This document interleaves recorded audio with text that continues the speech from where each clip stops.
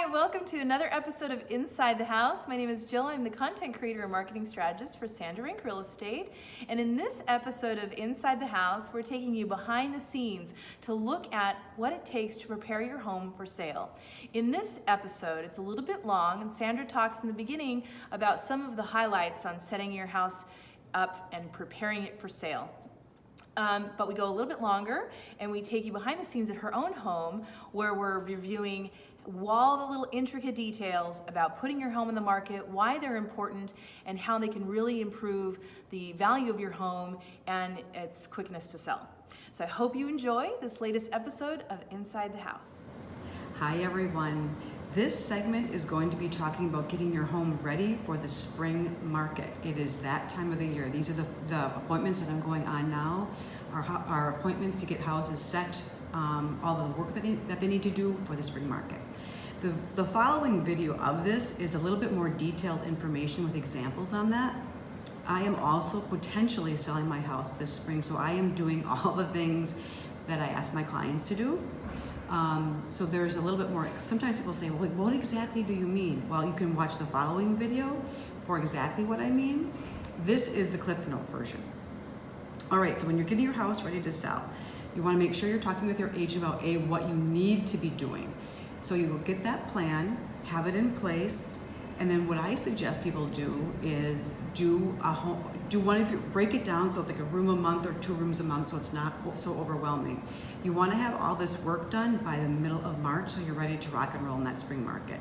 So a couple of high-level things that you might want to be thinking about doing. Number one, how does your front door look? Does it need to be painted? How is the hardware? Does your house need to be power washed? Make sure your windows are clean. What is your paint color? That needs to be addressed. Paint and carpet trends change, color trends change every 7 to 10 years. So if it's been a while, you need to refresh. So paint, carpet, light fixtures, your doorknobs, are those working okay on your interior? Is your woodwork scratched up? Is your woodwork faded? How do your hardwood floors look? Those are high-level things that you can be taking a look at. There are also many more details that you're also going to want to take a look at, but you can get a little more of that in the next video. But the main thing is, don't wait, get a plan, break it down, execute it so you're ready. And the reason you want to do all that isn't because you're going to be making that much more money by doing that. That's another comment I hear. Well, if I'm going to do that, do I recap that? No. That's just called the cost of owning a home. So there's a lot, because you own a home, you have to be doing certain things to be keeping up. And buyers today are extremely picky. If you're not, I'll give you an example. If you're over $300,000 and you don't have solid surface countertops, you're gonna pay for it. So you might wanna do that, enjoy it prior to listing, and get it done. Most people think that's gonna cost a lot more than it actually does. That's just one example. So I hope you enjoyed the next video, and I hope this was helpful. I totally gave you that. All right, this video we're gonna do, if you're thinking about selling your house for the spring market, it's fall, so this is the perfect time to start working on it. So we're gonna use my house as an example. I'm considering selling in the spring market potentially, or the next year. So right now, I'm gonna do all that practicing of what I preach. So I'm gonna show you, like from the exterior standpoint, the things that I'm thinking of as a thought process you may want to consider if you're selling your house. Okay, number one, what's the roof like? How old is your roof? So this roof has, another 10 years on it, so we're good on the roof level. Number two, the exterior. When it comes time to list, I will have this entire house power washed, all the windows cleaned. Right now, what I'll have repaired this fall, all the screens that have like a slit through them or the vines poked through them, all the screens will be repaired. Also, garage doors. How do your garage doors look? My garage doors have been backed into, balls hit, etc. Garage doors make a big difference. These will be replaced just prior to listing so nobody backs into them over the winter. These 2 garage doors, to give you an idea on cost, to have these replaced, new openers, these removed, is $3,500. And this is like a medium grade garage door, so that kind of gives you an idea. Take a look at your cement. What does your cement look like? Is it cracked? Does it need to be mud jacked? If it's not crazy bad, you can leave it. But if, generally speaking, this is what people see when they first get out of their car. Small little things to make repairs on. For me, things that you might know about your house that not everybody does, but believe me, when you do the inspection, it's going to come up, so you might as well fix it now. That's the other thing. Have an inspection done right about this time of the year so you can work on those repairs that need to be done. And they might be repairs that you don't even know that you have to make, like mold in your attic or something like that. So this is like a small little thing, but this stone right here, somebody must have hit that along the year, so I'll have a mason come and repair that. My cement isn't too bad, so I'm going to leave it how it is. Now take a look at your landscaping. What needs attention? What needs to be cut back? What needs to be replaced? I'll give you an example.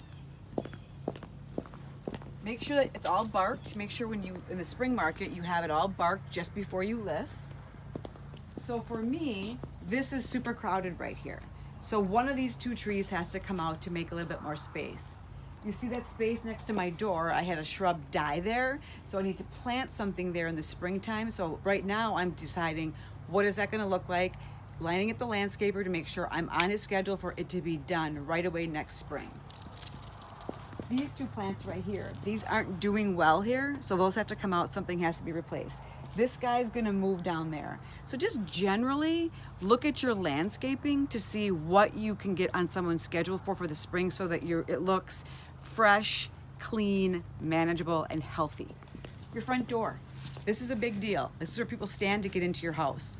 So for me, this front porch had to be painted. So the front porch is now painted.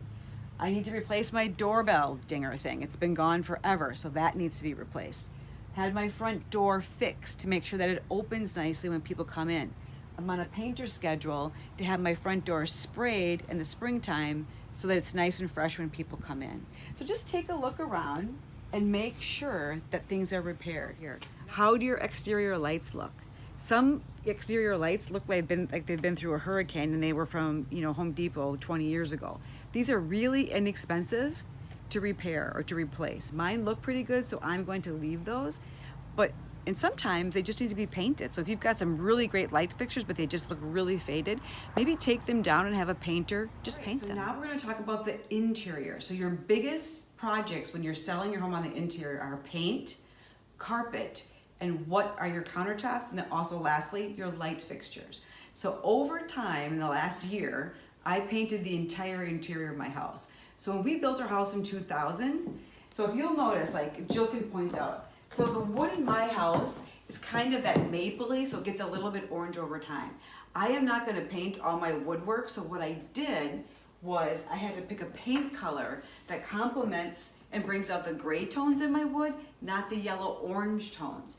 This paint color took me probably a couple of weeks to find out, and many little quartz purchased where I was painting them on the walls or painting the wall swatches, because make sure you do that, because your particular interior will put a cast on a color that's very different. So make sure you test it. And you want the interior color to be like a clear, clean, pleasing, pleasant tone that works with the other parts of your house.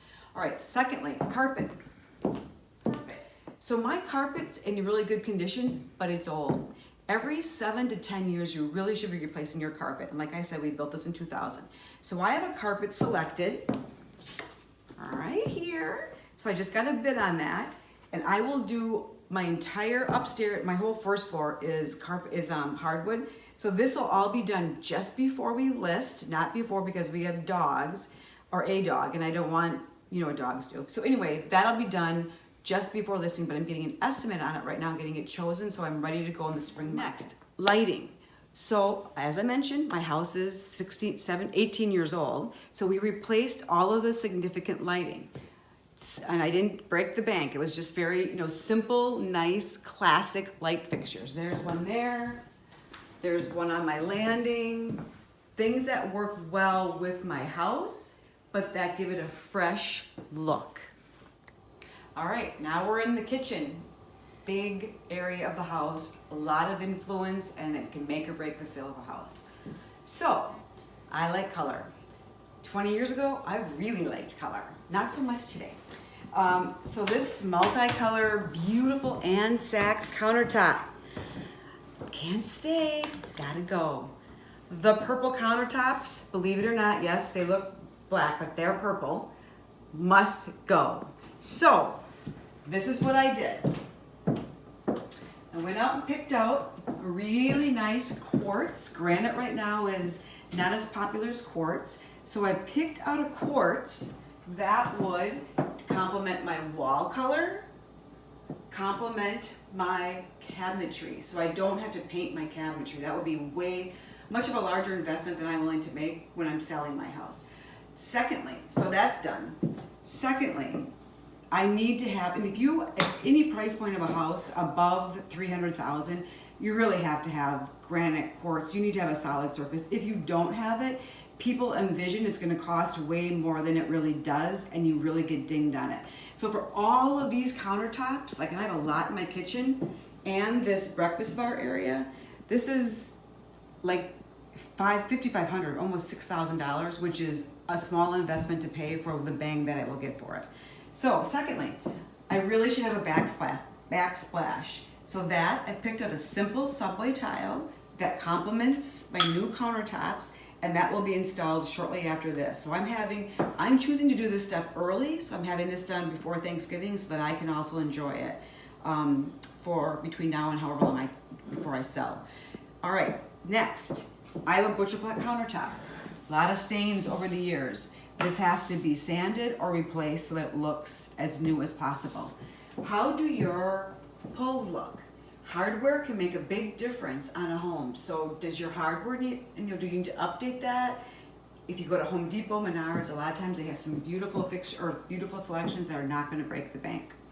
Again, take a look at your lighting. I replaced the lighting. Also, look at your light bulbs. So the old light bulbs almost make houses look smoker yellow these days. If you get the daylight light bulbs, it's a clear light that really makes it freshens up a space and makes it feel a lot more current. Lastly, your appliances. Are they in good shape? Are they on their last leg? They should be in fairly good shape. If you've got one black one, one white one, you really need to upgrade to be either all black, all white, all stainless. So make sure you look at your appliances to make that they are all coordinating. All these things are things most people should be doing, or all people should be doing. It's the cost of owning a home, just keeping current on trends. But when you're selling, it makes a huge difference. Why? Because if you don't do it, people judge it by the photos and then they don't come in to take a look. But secondly, when they are in, if they get overwhelmed, like, can you imagine if someone came in here and was like, oh my God, I have purple countertops, that kind of color, it's gonna cost me $15,000 to do all this or more, when in reality, it isn't even close to that. So people think it's going to cost much more money than it actually does. So it's very much worth the investment. Small details, but important details. What do your doors look like? Specifically, your garage door, going in and out of your garage door. What does that look like? Is it beat to crap? Is it not beat to crap? Mine is really beat. So this has to be painted. So I'm taking this door will be sprayed to match more than likely the color of the wall. This hardware, what is your hardware shape? My hardware needs to be replaced because the handles don't work properly. So these will be replaced. So that's just it's a small detail, but it's significant because people come in and out of that. So you want to make sure you pay attention to that. Another thought, what condition are your hardwood floors in? So we have a dog. We have a lot of scratches on our hardwood floor. So what I will do, rather than refinish it, because that can get, it's just so invasive with the dust, I will have H.J. Martin come out. They do a light buff. So I'll do that. And then I'll offer a credit so that if people want to change the color, whatever they want to do, they can do it for their preference. But I'll make it look as good as I can look without taking it all apart. But I am aware of it and cognizant of it, and we'll be offering them a credit. Small areas, like this is where you could do a remnant. So like I had mentioned earlier, above 300,000, really you shouldn't have any laminate in the house because you'll get dinged on that by buyers. So this little piece right here to replace is less than $200. So I'm replacing this. And I'm also replacing the sinks because, after almost 20 years, they're just worn. These are worn, the drains are worn. It costs $40 to replace the sink.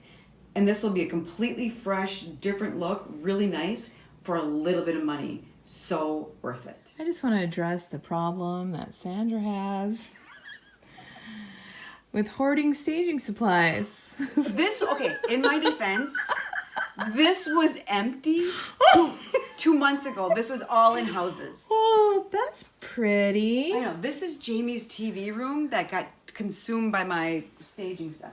You cannot say I'm not committed to my job. You are very committed to your job at making houses beautiful with all this stuff. Do you have a royalty rewards program with TJ Maxx? I should have back room clearance at TJ Maxx, because that does exist, just so you know. I don't have that yet, but it does exist. All right, this is the master bathroom. So what am I doing in here? So the tile, I still happen to like. The tile's staying. I'm not changing that. The countertops absolutely have to go. So those are being replaced with quartz. Sinks have to go. So those are being replaced, as are the fixtures. The lights, dated, gotta go. The nail pops, there's only one, but if you have nail pops in your house, make sure you fix those. That's gotta be repaired. Hardware's fine, cabinetry's fine. Broken mirror, that's been broken since we moved in, is being repaired, fixed. So, shower. People are like, oh my God, you have to have a tile shower. It depends on your price point. I'm not doing a tile shower at this price point. I don't need it. But what I am fixing is this kind of thing. Like, look at the bottom. See how that's kind of grungy? So that's being repaired. All this will look like brand new. Shower head replaced. The shower nozzle's being replaced. Making sure this is tightened up. So H.J. Martin does all of that. So just really refurbishing this so it looks the best that it can look. So that's the master bath. Picking any of these colors. Should I not? Yeah, we'll just talk about your process. You can see behind me all that stuff. So? Well, I don't know. Do you want to see that? That's my closet. That's I'm recording you right now. All of this is going in. All of this is going in. She's like, God, all right, damn it, Jill. So here's kind of how I do my paint process. So you can tell I have several shades here. I have several shades there. So this is in my master. So none of these shades are going to work because why? They make my woodwork look too orange. So I need to have something with more green and gray in it. So I found that, which is actually not on any of these walls, it's on a separate wall. So it kind of shows you how I go through this, and I also consider the space that I'm in. Like, this is my master bedroom, so I want to make sure it's a restful color. In the main interior of my house, I want it to be light, but not too light. I want it to have warmth, but not too much warmth. So I also consider my spaces when I'm choosing a paint color. In my boys' back bedrooms, I want those bedrooms to appear as open and bright as possible. So it's a white dove. It's a color it's a go-to color. It's in my office. I love that color. And I use that when I want spaces to appear much larger. So that both of the boys' bedrooms are going to be in the white dove. All right, special details. If you have special details in your house that you really love and you're not sure that you're going to keep them for the next owner, you need to remove them now or shortly before moving. An example.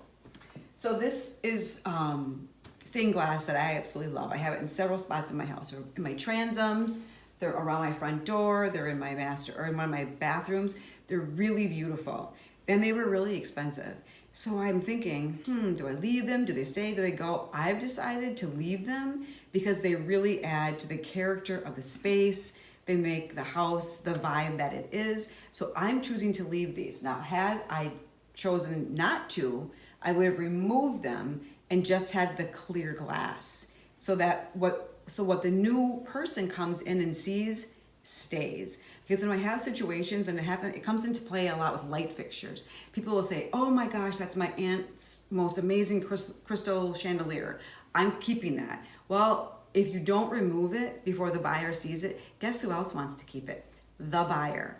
And then you get into this weird, unnecessarily contentious situation over a light fixture when we're really talking about a house, but people get hung up on the details. So my best advice on special things that you want to keep, just replace them with something else before you list and before anyone sees them. All right, that was a long video. If you watched the whole thing, that means you're really interested in the spring market, so good luck. Let me know if you have any questions. We're here to answer it. Have a great winter.